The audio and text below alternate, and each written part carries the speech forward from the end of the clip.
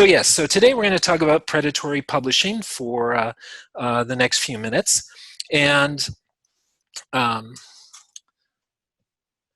what I'm going to cover, I'm going to start a little bit talking about open access publishing. Now I realize that we talked about it 2 weeks ago when I was covering scientific publishing, but I'm going to go into a little more depth about open access publishing because it really is the reason why we have predatory journals and predatory publishers. It's a new publishing model, and unfortunately it has this downside of encouraging some unscrupulous behavior. So after we cover open access, I'm going to talk about predatory publishing, a little bit about the history, some of the key players and key events in predatory publishing. And then I'll go over some tips on how you can detect and avoid predatory publishers. And then I'll wrap at the very end with a few words about some other types of problematic services that are, some of them are very directly related to predatory publishing, such as predatory conferences, but I'll talk about some other problematic services as well.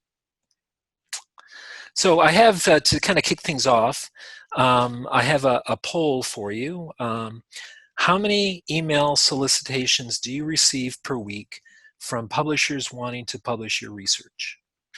That's good. Okay, so we have, so most of you reported none. And that's, if you're not an active researcher right now, or maybe you're just starting out and so you haven't published a lot, that's not surprising. But 40% of you, 4 of you said that you get at least 10 or more a week, and then one person said 20 or more a week. And so, yeah, so this is one of the side effects of predatory publishing, or one of the symptoms, I should say, is that many of these predatory publishers will bombard researchers with email solicitations on a daily basis. I mean, I'm always talking to researchers, and this is one of their main complaints, is that they just get spammed by email invitations from these publishers who want to publish their work. So it's a symptom of the problem. Okay, so let me move on to my slides here. Okay, so let's talk a little bit about open access publishing, and I want to start first with a quick review of the traditional journal publishing model. So this is the publishing model that was in place for most of the 19th and the 20th century, up until about 20 years ago. And under the traditional publishing model, what happens is you start off with a researcher here. So we've got the mad scientist on the left who is researching, and they prepare a report of their latest research, and then submit that report to a journal for publication. So at the journal, there's an editor, usually a managing editor, who takes in all these manuscripts. And with the chief editor and the editorial board, they'll review the manuscripts. And if they decide the manuscript fits the journal, fits the scope and the aims of the journal, they will send that manuscript on to reviewers. So usually 2 or 3 reviewers, sometimes more reviewers. And if it's a double-blind journal, the reviewers will not know the author, and the author will not know the reviewers. So the reviewers will review that manuscript, and most of the time they will send it back for revisions. Very, very rarely do you get an article through on one go. So the reviewers will send their comments back through the editor to the author, and they'll say, okay, here's some questions we have, or here's some problems that we'd like you to address. And the author will revise their manuscript, send it back to the editor, and If the editor is satisfied that the author has, addressed all of the concerns that the reviewers raised, the editors will approve the manuscript for publication. So that's step 4. And so the article will be assigned to an upcoming issue of the journal, and the journal will be published. And then there are 2 ways that the readers can access that journal. So if you're an individual researcher, you can subscribe to that journal, and you'll receive a copy of it every new issue as it comes out, as long as you subscribe. In some cases, if it's a journal published by a society, and you're a member of that society, then you may get it as a benefit of your membership. So you just automatically receive the journal. The other way that readers can access that journal is through their library. So if you're at a university or a research institute or a government agency and you have a library, then the library can subscribe to that journal, and it will receive copies of the journal. And readers, people affiliated with that library can simply read it. Now, an important thing to note is that under this traditional journal publishing model, the subscription fees are different for individuals as opposed to institutions. So libraries and other institutions that subscribe to journal tend to pay a lot more for the privilege of subscribing.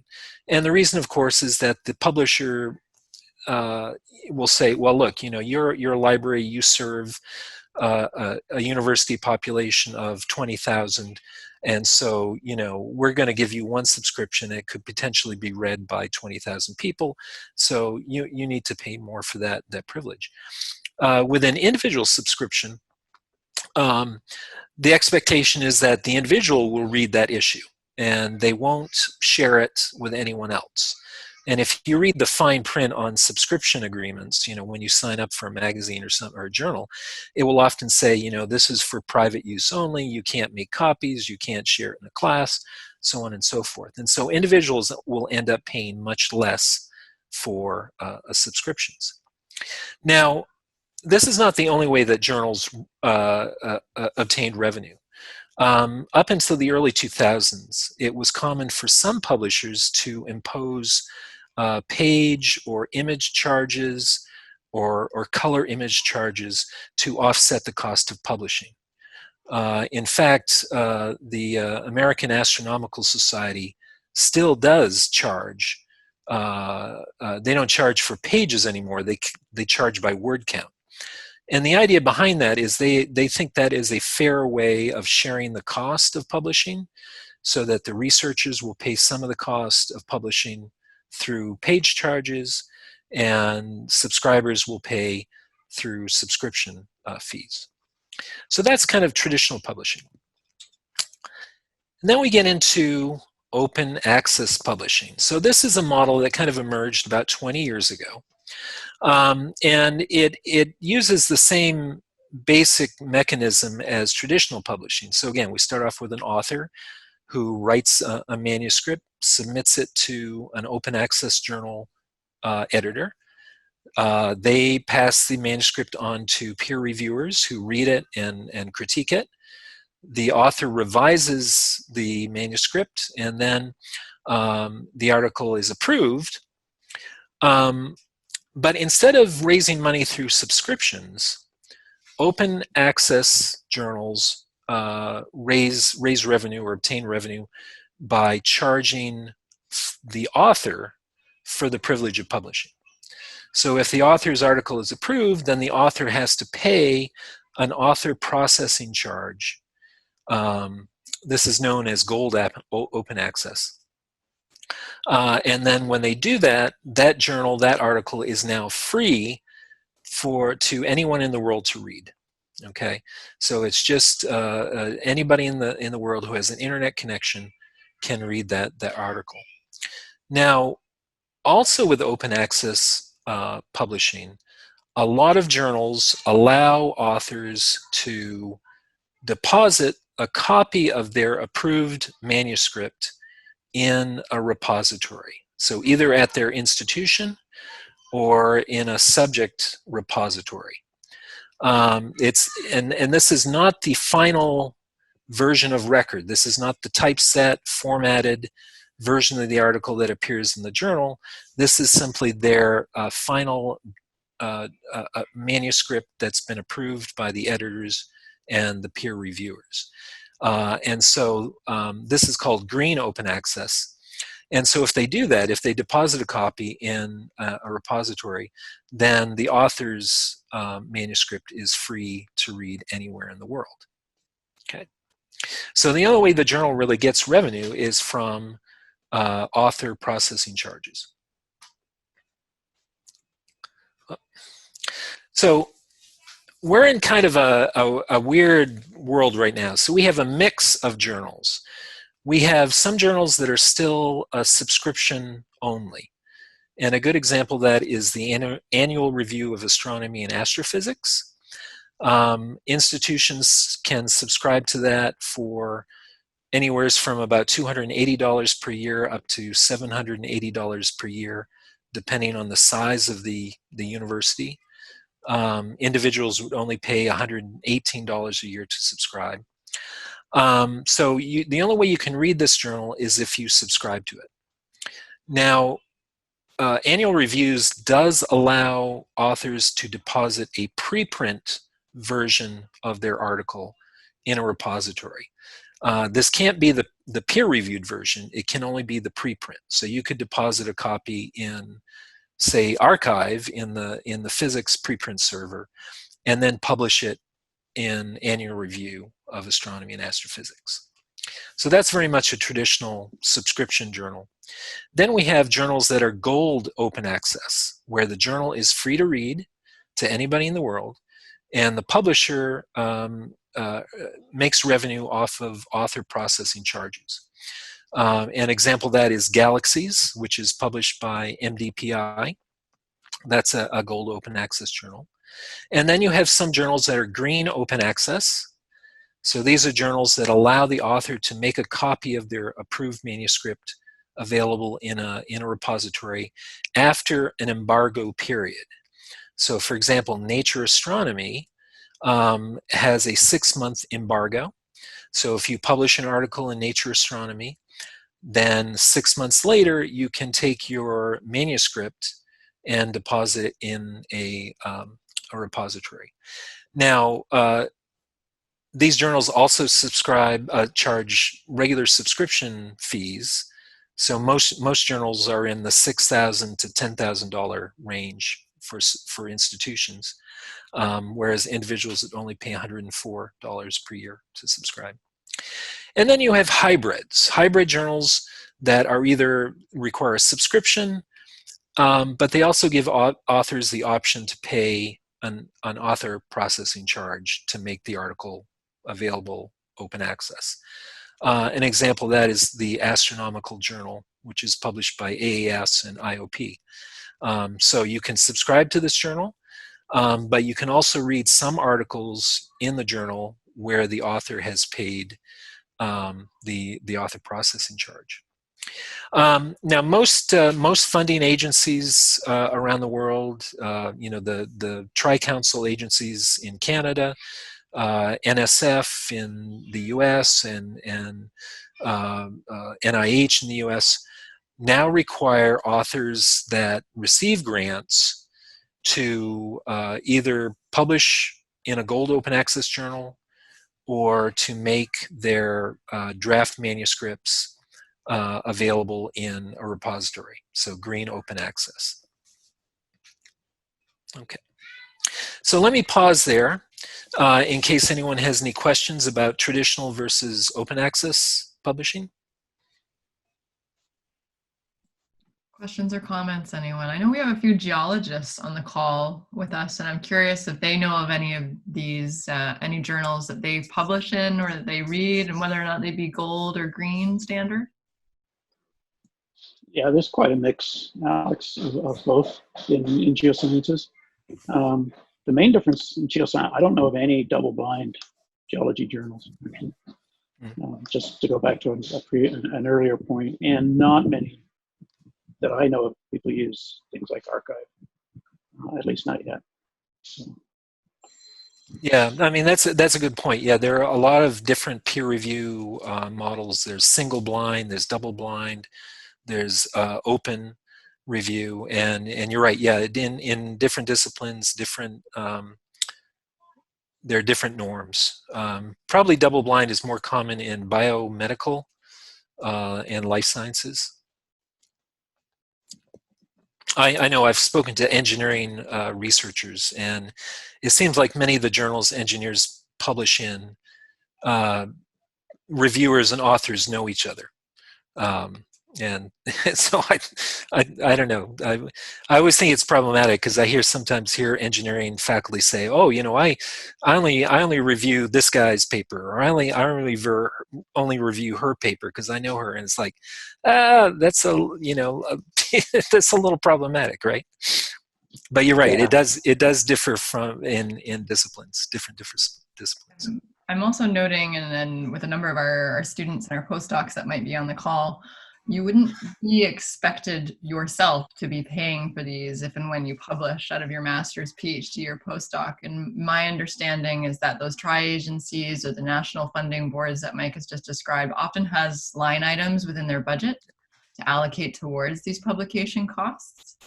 It's definitely something to be talking to your supervisor, though, about how to make your work open access to a degree, because especially when it is that publicly funded research, we want to see the public being able to gain access to that work. Yeah, and Alex, yeah, you're absolutely right. It's now allowed under Tri-Council granting rules to use grant funds for publishing, which is a real problem if you're in the humanities, social sciences course, because they tend not to get funding at the same level as in the sciences. So yeah, it's a bit of an equity issue between disciplines. Yeah, but having said that, I mean, even with a typical earth sciences insert, I mean, a good one might be $40,000 a year. So an open access fee from, say, Nature Communications, which is $5,200 US. That eats up a huge portion of your grant. Oh yeah, and absolutely. They haven't increased grants to compensate for their requirement for open access. That's right, and I know it's a real dilemma for researchers because they want to use that money to pay postdocs and other expenses. So yeah, you're right. It's a real problem. Does anyone in our audience? I didn't see anything come up on the chat, but I want to give you an opportunity to chime in if you have any questions. Okay, let me continue then. I'll just skip over this slide. This is just a list of open access vocabulary that you can go back later and look at if you wish. So you might think, wow, why talking about all the money and why do journals have to earn money, and does it really cost that much? And yeah, journal publishing, scientific publishing does cost. You have to pay for staff, so managing editors, copy editors, layout specialists, data experts, IT specialists, indexers. You have to run some kind of manuscript processing system, or you have to contract out with someone who has a manuscript processing system to manage all those papers that come in. You've got the problems of managing reviewers, right? You're always chasing people to review articles and to get, submit their reviews. A big expense now is plagiarism.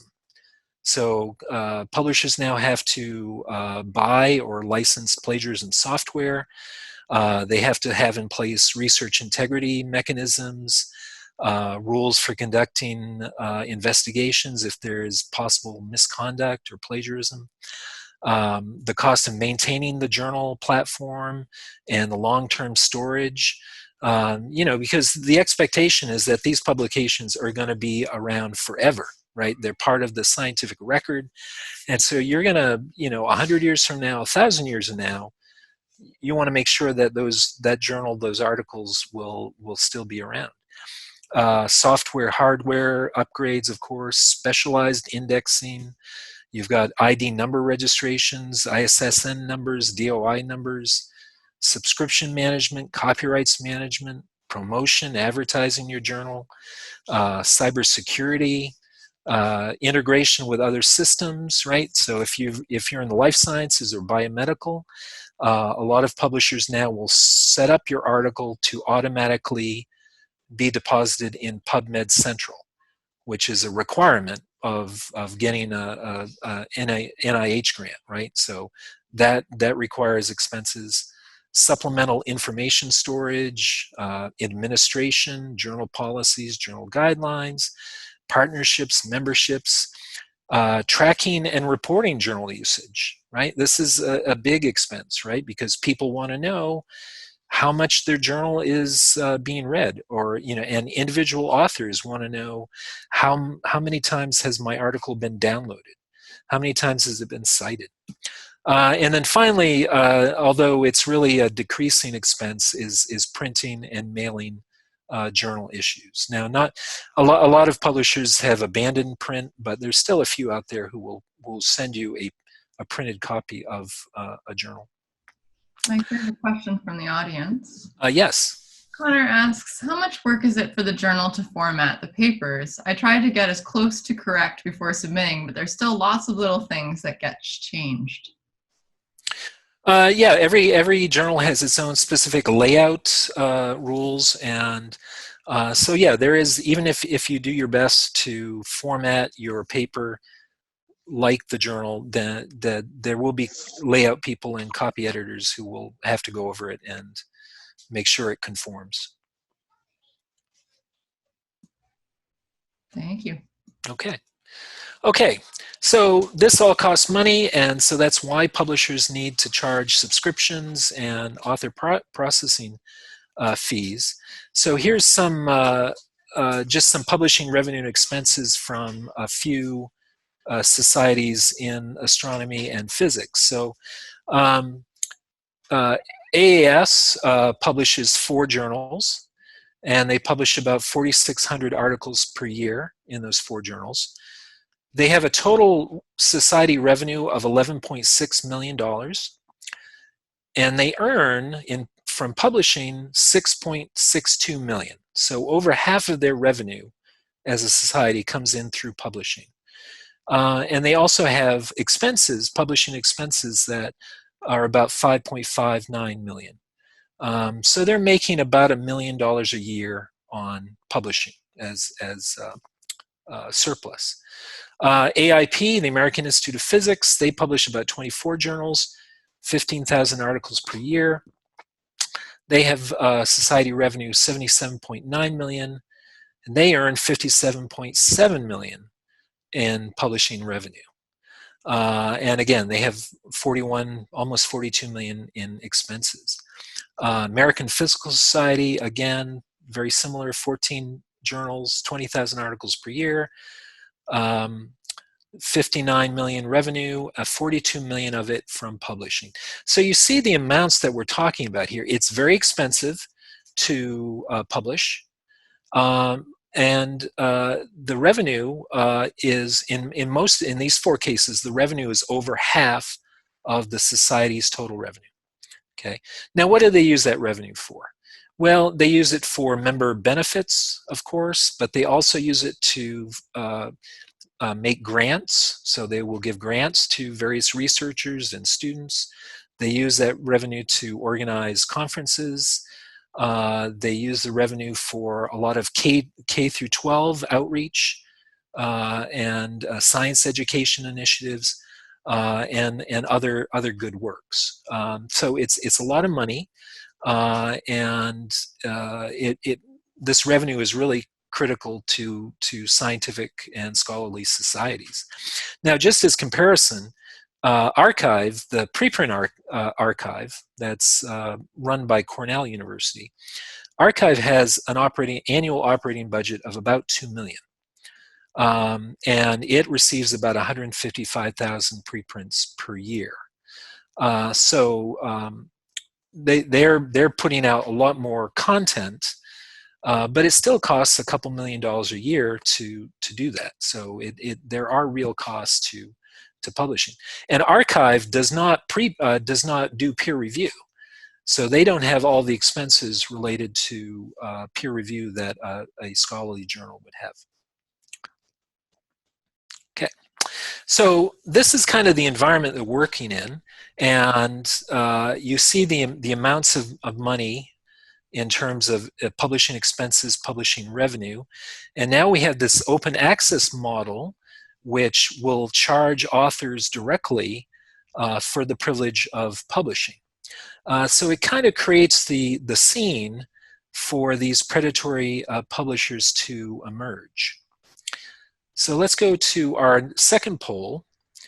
And this one asks you, what do you look for in a quality journal? What are some things that you think about? Okay, there we go. So 10. All right, so we'll let me share the results here. Yeah, okay, so most of you said all of the above. Yep, those are all good criteria to think about when you're evaluating a journal.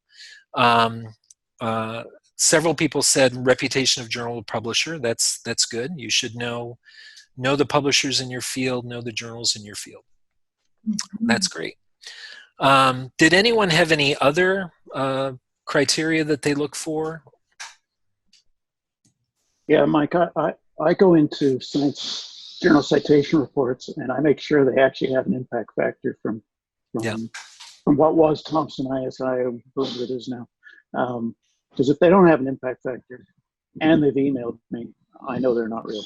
Yeah, no, that's a very good check. Yeah, checking to see if they're listed in JCR, because JCR has a very strict editorial criteria. So they don't let any journal in. The journals they very carefully vet them.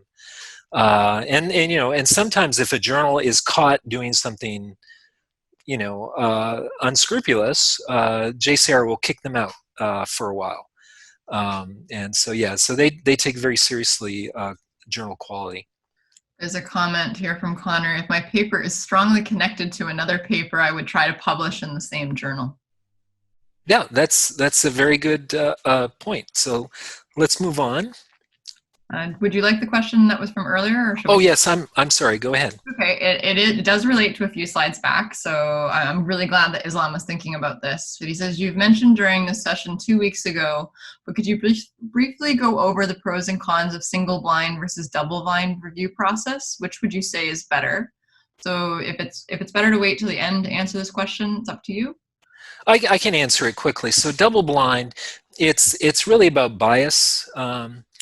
In double blind, where the authors and the reviewers don't know each other, you have less chance of bias kind of slipping through and, you know, infecting the review. With single blind, the reviewers know the author, but the author doesn't know the reviewers. And so again, it's to minimize bias, either positive bias or negative bias, right? You don't want your friends necessarily reviewing your papers because they're likely to be positively biased, right? And then if you don't, you know, people are always nervous about competitors reviewing their papers because of the perception that competitors might unfairly critique your paper. And so, yeah, so double blind is kind of the gold. Okay, great. All right, so yeah, so what is a predatory journal? Well, very soon after open access publishing started to pick up some momentum, people were starting to launch open access journals about 20 years ago. People noticed that there were new publishers popping up and launching new open access journals. And in 2005, 2006, 2007, people started to notice these and began to talk about them a little bit. There was some concern about the quality of these new journals. These were from unknown publishers. And a librarian named Jeffrey Beal, who was at the University of Colorado, he noticed this too, and he began compiling a list of publishers that he considered suspicious.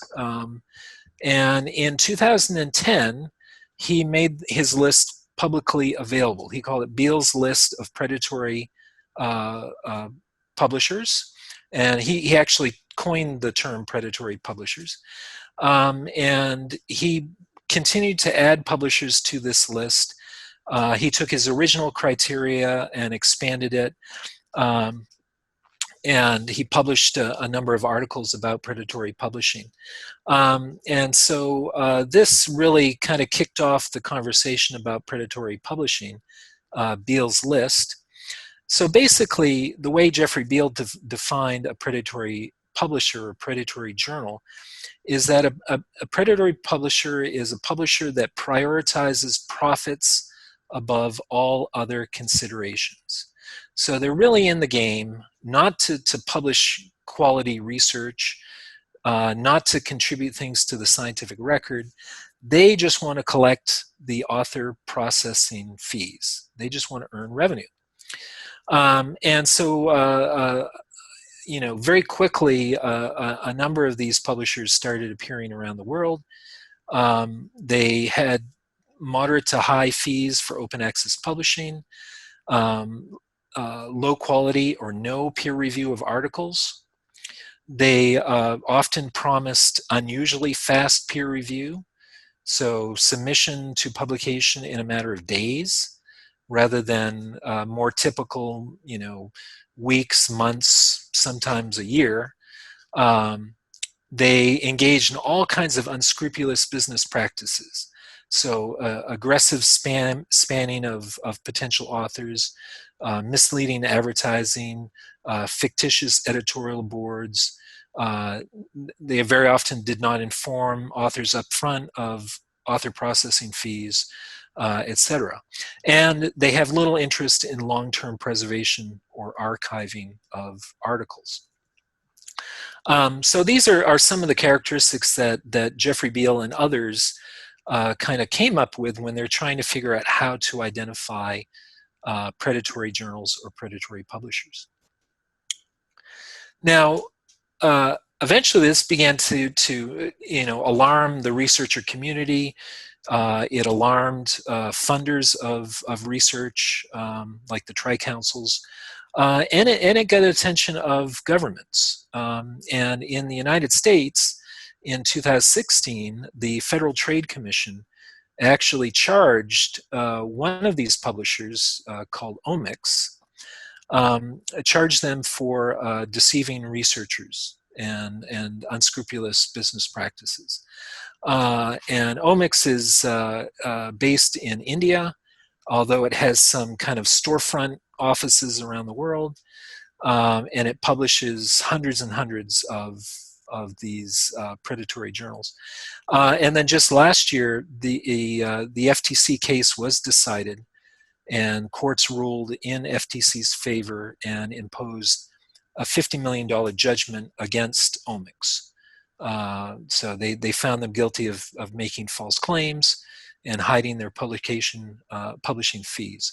Now, I believe this case is still in appeal. I don't think the final word has been issued yet, but yeah, this is a very big judgment against one predatory publisher. So how do we avoid predatory journals? Well, a few basic rules. So number one, be skeptical, right? Don't believe the spamming emails. If you hear about a new journal, really do your due diligence. Look them up in journal citation reports. Look them up in Web of Science or other research databases. Ask your librarian. Very quickly we can access different directories and point you to different sources that will help you evaluate this journal. There's a very old saying, publish where you cite. And I think somebody mentioned that a few minutes ago, publish where you're citing, or where your research is, the journal that's most relevant for your research. kind of a corollary to that is publish where your peers publish, right? So where are the people in your department, or the people in your research group, or your extended research collaboration? Where are they publishing? And then know the journals and publishers in your discipline. So get to know who are the chief editors, who's on the editorial boards, what's the background of the publishers in your discipline. So going back to publish where you cite and publish where your peers publish, the next couple of slides will show you this first slide here. I track publications coming out of the departments I work with every year. I compile a report that shows where researchers in that department are publishing and what they're citing. And so this slide shows you the top journals for physics, engineering physics, and astronomy in 2018 and 19. So the top journals where people published are monthly notices of the Royal Astronomical Society, Physical Review D, Astrophysical Journal, Astronomy and Astrophysics, and Nuclear Instruments and Methods in Physics Research. And so these 5 titles, they come up again and again year after year as the places where people are publishing a lot from the Department of Physics. And then, other journals pop up in the top 10 from time to time. And that's natural as new faculty come on board and they start research programs, and maybe faculty launch new research programs, and so they may be publishing in different journals from year to year. And then if we look at the top cited journals from physics in the last couple of years, again, we see the same pattern. The number 1 journal cited in 2018 was Astrophysical Journal. It was number 3 in 2019. Monthly notices of the RAS have been at number 2 in both years. Astronomy and Astrophysics, again, number 3 in 2018, number 1 in 2019. So yeah, so kind of be aware of where your peers are publishing, and be aware of where they're citing. And then use that as kind of a rule of thumb of where you should be publishing. So our third and final poll. What are some of the warning signs you would look for when evaluating a journal you suspect might be predatory? Yes, Matthew says they ask me for a paper, right? So asking unsolicited invitations. Contact me. Heather says contact me, but I have never heard of them. Yep, that's a good warning sign. Typically, the journals, when they contact me, have no idea the type of science that I practice. Yep. It's very clear they don't know what I do when they email me. Yep. Another good sign. Islam says journals that I have never heard about. Usually the title of the journal is unrelated to my field of research, right? Matthew says weird titles like Earth Sciences and Geosciences. Yes. Connor says basically just asking for anything I've written. Arjit says unrelated subjects. Yeah. So yeah, those are all good good warning signs. So let me go back to my slides. Okay, so let me share a few others. So yes, so somebody mentioned weird journal titles. Yes, exactly. So whenever you see a title that looks credible but is generic, like the International Journal of Astronomical Research or the International Journal of Advanced Astronomical Research or the Global Journal of Research in Astronomy, yeah, these are all, they look kind of credible, but they're also very generic. Eccentric or improbable titles, like the Antarctic Journal of Radio Astronomy, right? That would definitely be a big red flag to see something labeled like that. Grandiose titles, for example, the Universal Journal of Astronomy and Astrophysics. So universal, so that's pretty grandiose. And titles that include prestigious sounding affiliations that you cannot verify. So the Journal of the Wonka Institute of Cosmology and Space-Time Research. Yeah, so the journal title should be one of the first warning signs you look for. If the journal has very broad scope, if they'll publish anything under the sun, or if they want very strangely specific topics, that can be a warning sign that you're dealing with a unscrupulous journal. If the journal has irregular publication cycle, if it only issues publishes a few issues per year, or publishes a few articles in each issue. I mean, I've seen some predatory journals where, they might have 6 issues in a year, and each issue has 1 or 2 articles. That's not typical. If the journal is not a member of a reputable publishing organization, such as CSE or COPE or OASP, that's a red flag.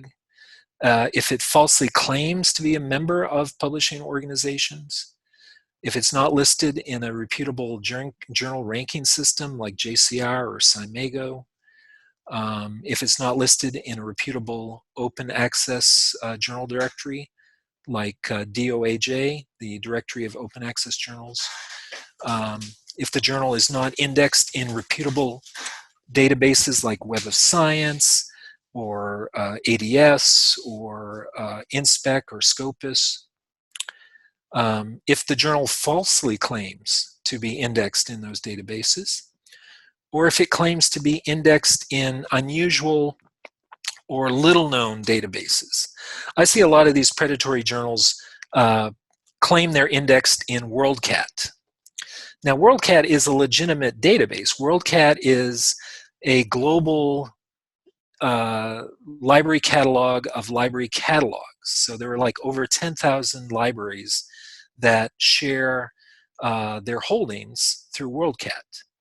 So yes, some of them are going to catalog predatory journals.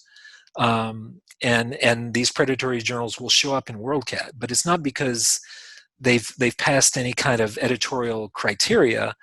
It's just because a librarian someplace happened to catalog that journal in their local catalog. More red flags. Yes. One great question. I like this from Islam. Do real and reputable journals ever email researchers to publish in their journals? Sometimes if they're putting together a special issue, a thematic issue, or if you are a well-known researcher, they might invite you to write like a review article in your specialty. So it's not an everyday thing, but yes, reputable journals do, in specific cases, sometimes invite people to write. That's a good question, though. That's a good question. So a few more red flags. So if the journal has no physical address, so if it has a P.O. box, or if the physical address is a residence or storefront, look it up in Google Earth, right, and see where their offices are, and if it's somebody's house or if it's above a convenience store, then you can probably avoid it. If it doesn't have a working telephone or email, if their website has spelling errors or awkward phrasing, if the journal has a huge editorial board, but it only publishes a few articles every year, and vice versa. So it maybe has a small editorial board and has huge numbers of articles published each year. It's a red flag. Now, these are just a few things you can look for. If you want to go and read more, more things you should look for. Here are some very good checklists and guides.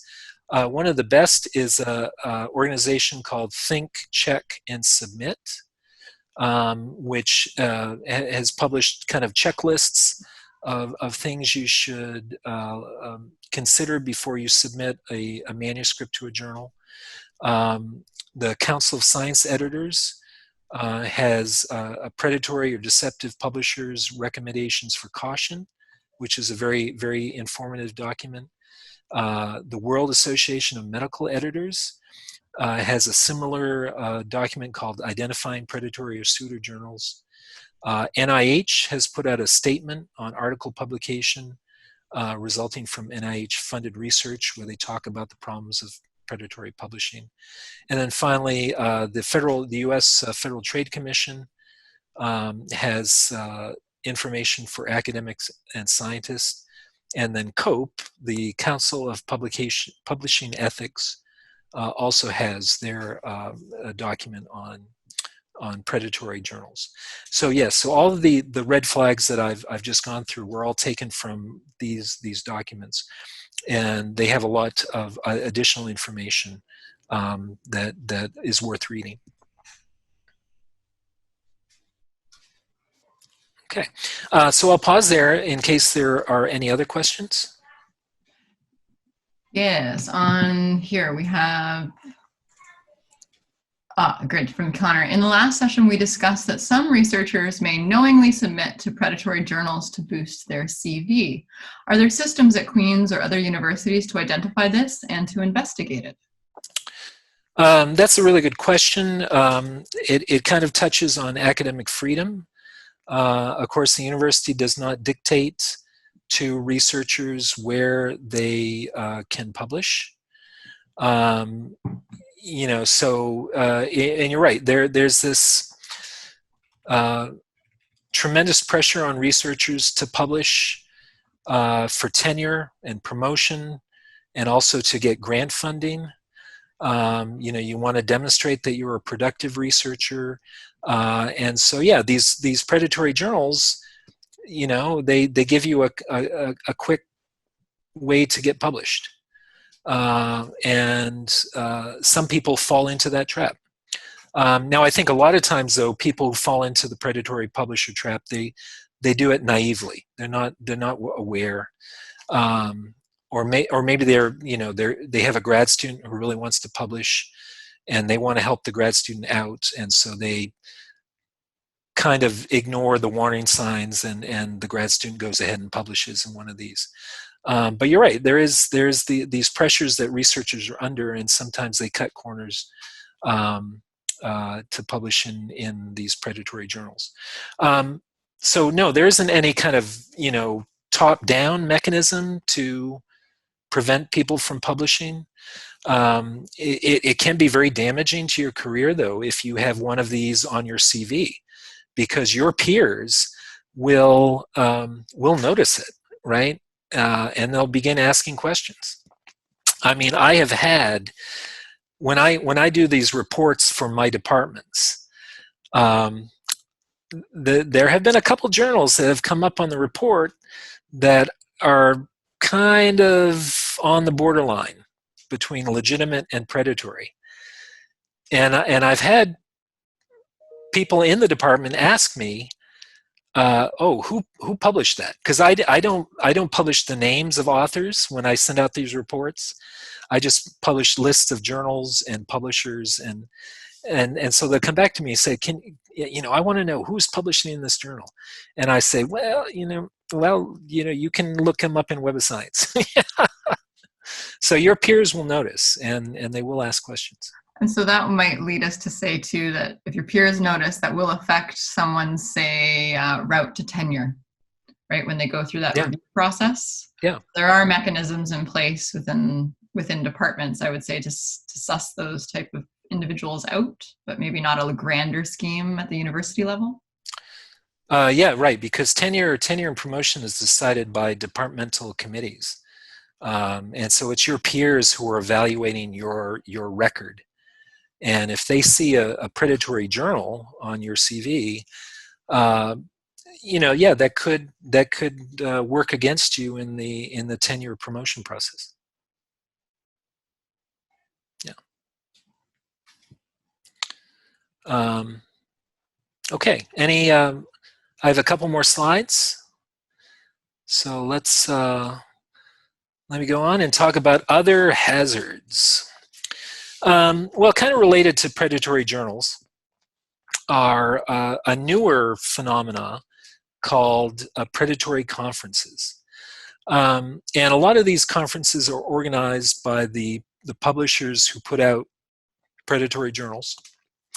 And some characteristics of these are they're often located in very exotic locations, and so often have very high travel and lodging costs.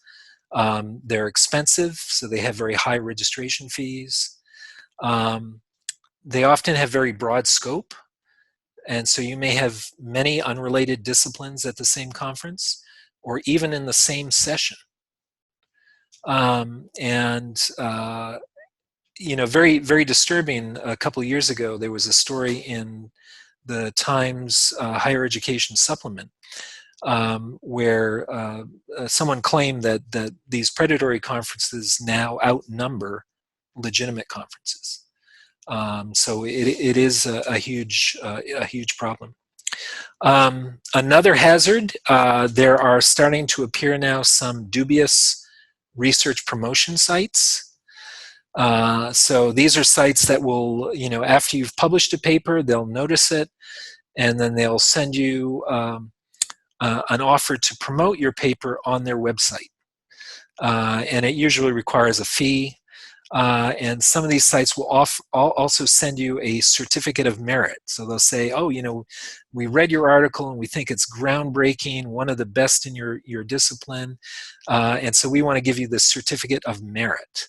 And, just send us $60 for shipping and handling, and we'll send you the certificate. So yeah, be watchful of those kinds of offers. And that, by the way, is a very old scam. I mean, that you can go back to the 19th century and find examples of research or invention promotion sites. Other hazards. I put this one in. It's alternative science sites. So, we're all familiar with arXiv, the preprint server, right? And arXiv is anyone can upload their preprint to arXiv. What a lot of people don't realize, though, is that arXiv, although it doesn't do peer review, it does use volunteer screeners to check preprints. So they try to screen out bad science, kind of junk science, stuff that's inappropriate for arXiv. And this has made some people mad. They feel that they're being censored. And so a few years ago, someone organized a preprint server called Vixra, which is arXiv backwards, right? And Vixra publishes anything. So you can submit any preprint. They don't do any kind of screening. And as you can imagine, there is a lot of really strange stuff on Vixra. And then finally, thesis publishers. This used to be more of a problem. I don't hear about it as much these days, but maybe 6, 7, 8 years ago, I would find that graduate students would come to me and they'd say, "Oh, hey, this publisher, I've just finished my thesis and it's loaded in QSpace, and this publisher has sent me an email and they'd like to publish it as a book." And the problem with these thesis publishers are, again, a lot of them are very low quality, and they may ask you to sign over the copyright to your thesis when they publish it as a book, and so there are a lot of problems with it. So I always discourage graduate students from doing that. There are graduate students who do turn their theses into books. I think it's more common in the humanities and the social sciences, but that requires a lot of work to turn a thesis into a book that's going to sell well to the academic market or even the general market. And so you want to go with a reputable publisher if you want to do that. Not with one of these kind of fly-by-night thesis publishers. And so that brings me to the end, and happy to have a little more discussion or have some more questions. Well, thank you so much, Mike. There are definitely some questions in the queue, and I can start backtrack a little bit. I also know we have our colleague, Dr. Susan Shaheen, wanted to unmute herself and share for a minute, but I'll just look back because Connor had a couple of follow-up questions for you where he says, also, if one accidentally publishes in a predatory journal, would there be any consequence to them publishing in a real journal? Would the plagiarism software check the fake journals? Yeah, they do. They cast a very broad net. Plagiarism software like Authenticate and Turnitin, they do survey predatory journals as well as reputable journals. Yeah. Mm-hmm. Yeah. Islam offers, if we want to find out for sure whether a journal is predatory or borderline predatory or not, whom should we direct it to other than our supervisors? Who can we ask? Well, take a look at some of those sites I listed at the end, like check, think, check, submit would be a great starting point. Any of those other guidance documents, talk to your librarian.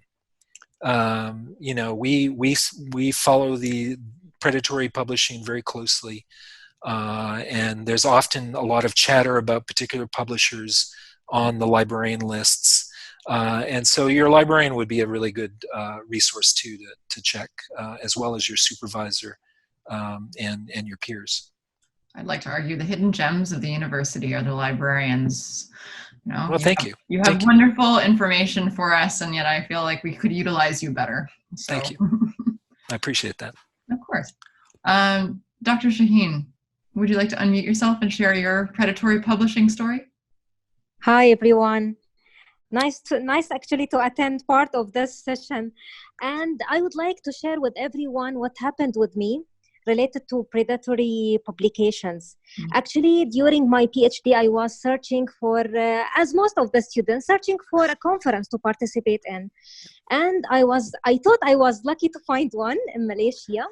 And I applied for fun to travel there. It was the 12th conference for medicinal plants. And my supervisor said, oh, wow, this is great. And they accepted the paper. And I went there. When I went there, before I traveled, I saw the schedule. It was, I don't know how many participants were accepted there to participate in the conference. But when I arrived, I figured there is just one hall to do the conference. It was not in any way like what was announced in the website. No relation with that. Just a couple of presenters, and most of them, they were presenting in something not related to medicinal plants. And it was really shocking to me. This is the first experience. I didn't know about predatory publishers. Even my supervisor, he was, I don't know, he didn't tell me such things could happen in the scientific field. But after that, when I was checking, I was finding my name in conferences that I never applied for. Mm-hmm. And I don't know, maybe until now, if I'm searching, maybe I will find my name because of that mistake. I don't know what to do to just remove my name from their database. So what do you advise, Mike? Please advise me. Sure, but thank you for sharing that story. I think more people. I wish more people would share stories like that to kind of spread the word. Unfortunately, it's a very tough problem to get your name removed. Once publishers have the predatory publishers have it, there have been cases where predatory publishers have put researchers' names on their editorial boards. And once the researcher finds out, they try to get them removed, and it takes months and sometimes years to finally get their names removed from these predatory journals. So it's a very difficult problem, and I don't have a good answer, a quick answer for you, because many of these times these publishers are operating on other continents. It's very hard to get in touch with them, and yeah, you're right. It's a difficult problem, and it sometimes takes years to solve. It almost sounds like almost like a legal cease and desist that needs to be put forward. Maybe the university librarian where you were at, Susan, can assist you with that. Yeah, that's a good suggestion, and I would also suggest talking to your university council. They might have some advice as well. Thank you so much. Thank you. Thank you. If I can interject, I have a thought on that, and I think iPhone had whoever that is, had a similar kind of question. That is Dr. Shaheen and her iPhone, so don't worry. Oh, okay. So I would say that if you're applying for faculty positions or for promotion or for whatever it might be, you'd be totally upfront about it. Just say, look, this is what happened. I regret it. I was poorly advised by my supervisor. Although I think there's a couple of students of mine on here. You're not allowed to use that excuse, by the way. But because some years ago I was on a search committee, and it was a trend for a few years where you would get these emails saying, to get your name into a who's who, we've selected you to be published in the who's who book of whatever, and then you would have to pay a fee. And we actually had someone who applied who said, yes, I'm listed in the who's who, and that application immediately went to the trash. Whereas if that person said, look, I made a mistake, you should always be upfront. I published there, but here's the backstory, as Susan just said. Then as a reviewer of that application, I go, cool, you learned the hard way, but you learned, and that's, to me, honesty is the best thing. That's good. And what was your question, Matt? Because you had another comment you wanted to share. I just so something Mike probably knows about, but there's some publishers, like you've probably heard of MDPI, Mike. Yes. And they're quasi kind of legitimate. They've sort of bought legitimacy now. Yeah. And what they're actually doing is buying up journals or doing co-agreements with Elsevier or whoever it might be. And so that the journal's now published by MDPI and somebody else. And so, I guess if your spidey senses, there's enough great journals in every field. If you have to go to a predatory journal to publish your work, your work's probably not worth submitting. Yeah. No, that's a good point. Another example is Hindawi. Hindawi. I mean, Hindawi had a really bad reputation 10 plus years ago, but they kind of reformed. And so now they're beginning to be seen as a legitimate publisher, and they're even listed now in Web of Science and JCR, some of their journals. And so, it is possible to reform, I think, as a publisher. Hindawi is signed on to all these, like COPE and all these other publishing organizations. And I certainly wouldn't want people to think that all open access publishers are bad. That's certainly not the case. In fact, Jeffrey Beal took a lot of flack from people who thought he was criticizing all open access. And that's one of the reasons why he eventually stopped publishing his list. So I'm not suggesting there's some really very good open access publishers out there, as well as these bad actors. See a comment from our colleague David. MDPI, I've had a terrible experience with them. They asked me to resubmit a manuscript that I had submitted after the peer review paper had been accepted, just to shorten their overall review times. I ended up pulling the manuscript. Oh, yeah. Mm-hmm. Yeah.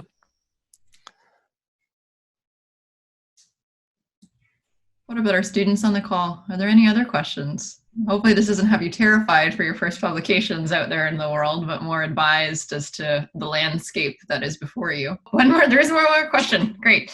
And thanks, Scott. Susan, I have one question. If I applied to a good journal index in the Web of Science and then years after years the journal became bad, will this affect my old publication?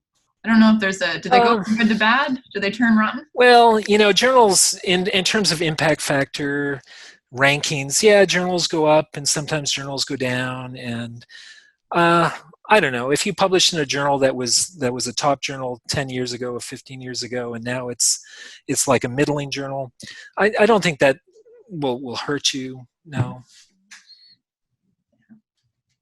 I think the reputation of the journal will last longer than the change in it, or will last longer than the change in the impact factor happens. Yeah. That's a good point. All right. Well, thank you all very much for joining us in the Professional Development and Learning series. We will see you next week. We are actually going to have a representative from the Canadian government offering us a perspective on intellectual property.